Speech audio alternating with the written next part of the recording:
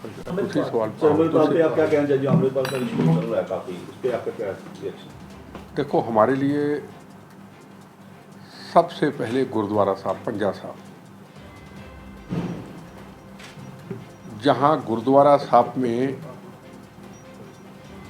कुछ दिन पहले अपमान हुआ, जूते पहन के चले गए, सिर के ऊपर रुमाल नहीं था, सिर के ऊपर कुछ भी नहीं था उनके, खुलेआम गुरुद्वारा साहब का अपमान हुआ पंजा साहब के अंदर। यहाँ से श्रद्धालु, पूरी दुनिया से श्रद्धालु वहाँ नतमस्तक होने जाते हैं। पाकिस्तान में गुरुद्वारा साहब है, इसका ये मतलब नहीं है कि हमारा गुरुद्वारा साहब को अपमान कर दे।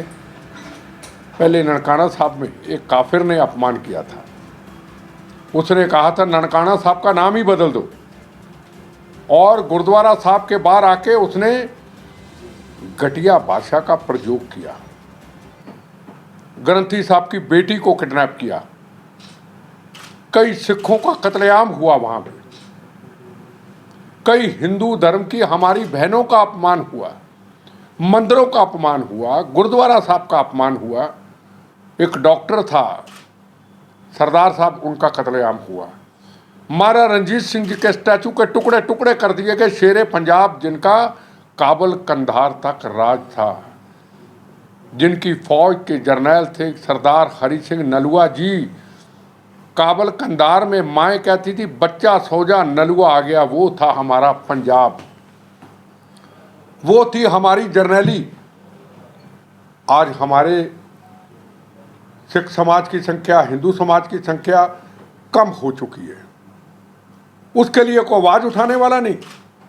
को काबुल कंधार में गुरुद्वारा साहब पे हमला कर देता है, गुरु ग्रंथ साहब विराजमान होते हैं, माओं के, बहनों के सुहागों को उजाड़ देते हैं, खून की नदियां बहा देते हैं, और वहां काबुल कंधार के हमारे सरदार साहब, काबुल के रहने वाले, वो कहता मेरी जान जाए तो जाए पर मेरे गुरु का अपमान ना हो। सिर पे गुरु ग्रंथ साहब उठा करके विराजमान प्लेन में यहाँ लेके आते हैं।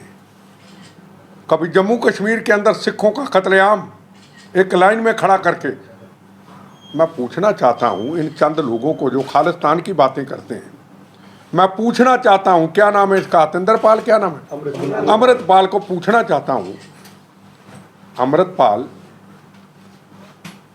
तू बहुत गुरु महाराज को मानने वाला है ना, दुबई से आया ना, कनाडा से आया ना,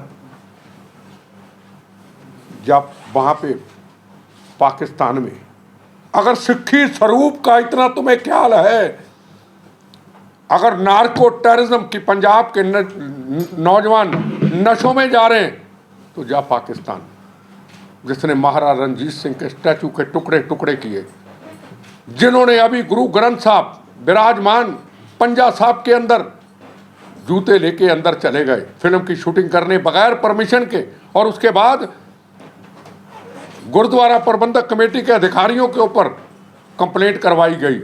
इतना बड़ा अपमान, ग्रंथी साहब की बेटी को किडनैप किया।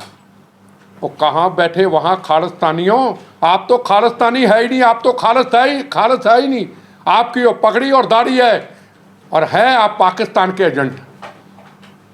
रोज ड्रोन के जरिए हथियार पंजाब में भेजें, रोज ड्रोन के जरिए नार्को टेररिज्म फैलाएं, रोज ड्रोन के जरिए पाकिस्तान के इशारों पे हमारी नई जनरेशन को तबाह करें। करोड़ों की हीरोइन आए जो पूरी हिंदुस्तान की जनरेशन को तबाह करे, और कहते हैं खालिस्तान बनाएंगे। आप खालिस्तानी है ही नहीं, खालिस है ही नहीं। अगर आपके मन के अंदर गुरु के प्रति थोड़ा सा भी प्यार होता, तो आप जिन लोगों ने पंजा साहब के अंदर जूते लेके चले गए, नंगे सिर चले गए, सिर पे कपड़ा नहीं, उनकी जेब में तंबाकू है, सिगरेट है, क्या है उसका हमें पता नहीं, जरूर होगा। इतना बड़ा अपमान, खालिस्तान बनाएंगे, पंजाब में हथियार भेजेंगे। अरे आप तो सरदार है ही नहीं, आप तो कौम के गद्दार हैं खालिस्तानियों। कौन से बब्बर खालसा, कौन सा खालिस्तान कमांडो फोर्स, आप तो खालिस्तानी है ही नहीं, मैं इसको कहना चाहूँगा, फिर नाम भूल जाता हूँ क्या है, अमृतपाल को सिख कौम के रखवाले बनते हो, पंजाब के वारिस बनने की बात करते हो। पंजाब को हम सुधर नहीं देने चाहते, यही है ना। कभी आंदोलन, कभी खालिस्तान, कभी धर्म युद्ध मोर्चा, कभी चंडीगढ़ ले लेंगे। कहाँ था काबल कंधार तक सिख कौम का राज, महाराजा रणजीत सिंह शेरे पंजाब का, कहाँ हमें फंसा दिया एक छोटे से पंजाब में। राजस्थान भी निकल गया, जम्मू का हिस्सा भी कुछ निकल गया, हिमाचल भी निकल गया, हरियाणा भी निकल गया, दिल्ली का हिस्सा भी निकल गया, रह गया छोटा सा पंजाब। उसमें कहते खालिस्तान बनाएंगे। हिम्मत है ना, जा वहाँ, पासपोर्ट है ना तेरे पास, जा दुबई, और दुबई से जा पाकिस्तान। अगर शेर का बच्चा है ना, पक्का है ना कि मैं पंजाब का वारिस हूँ, मैं पंजाब की जवानी बचाना चाहता हूँ, जा पहले अपने गुरु का, कहता मैं गुरु का पक्का सिख हूँ, यही कहा तूने, जाके पाकिस्तान मार के जा, तो वहाँ शहादत का जाम पी जा, जब वापस आ जा, हिंदुस्तान तुम्हें सम्मानित करेगा, हिंदू भी करेगा, मुसलमान भी करेगा, सिख भी करेगा, ऐसा आ जा। यहाँ आकर के जो गुरदास मान का गाना था, वसदी धरती उजड़ गई, हम लोग हैं पॉलिटिशियन जिम्मेदार, हम हैं धर्म के ठेकेदार जिम्मेदार। अब नया धर्म का ठेकेदार आ गया जी।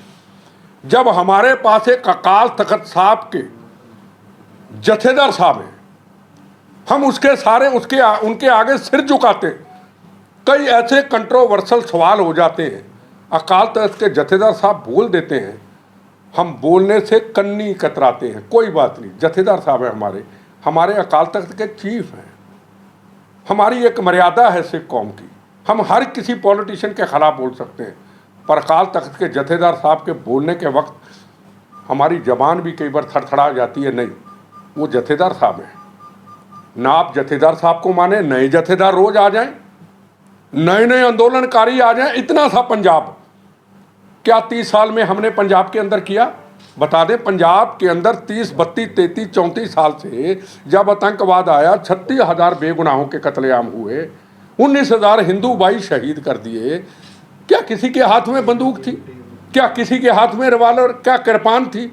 निहत्थे लोगों को मार दिया। लोग कहते कोई बात नहीं, पंजाब को तरक्की के रास्ते पे हम लेके जाते हैं। कोई दिन खाली नहीं जाता जिस दिन पंजाब में नया पंगा खड़ा नहीं कर देते हम। रोज डेली कोई ना कोई ऐसी कौन सी जवानी कहाँ पंजाब की लेके जा रहे हैं, कहाँ लेके जा रहे हैं पंजाब की जवानी? क्या पंजाब की जवानी, पंजाब के नौजवानों के बारे में आप सोचते हैं? पहले माओ के लाल आपने गर्म भाषण दे करके, हाथ में बंदूकें पकड़ा करके माओ के लाल मरवा दिए आपने। और आपको विदेशों से फंडिंग अभी भी आती है, आप नेतागिरी करते हैं। कनाडा से फंडिंग, पाकिस्तान से फंडिंग, जर्मनी से फंडिंग, कनाडा से फंडिंग। अब पंजाब के लाल माओ के मरवा दिए। उम्र कितनी? 15 साल, 16 साल, 18 साल। एक घर के 2-2 बच्चे मरते हुए देखे हैं। और अब नया आ गया, अरिंदर पाल कौन नया आ गया, नाम मैं भूल जाता हूँ क्योंकि है ही झूठा, पता नहीं कहाँ से आ गया जी, हैं। और अब यहाँ आके ये गर्म भाषण दे के नौजवानों को बंदूक कहता मैं संविधान को नहीं मानता। संविधान को नहीं मानता तो दुबई तो यहाँ क्या करने आया? और सिख कौम को खतरा किससे है? पहले ये तो बता दें, सिख कौम को खतरा किससे है? बोलने को कोई पॉलिटिशियन तैयार नहीं, सब कुर्सी सत्ता की दौड़ में भाग रहे हैं।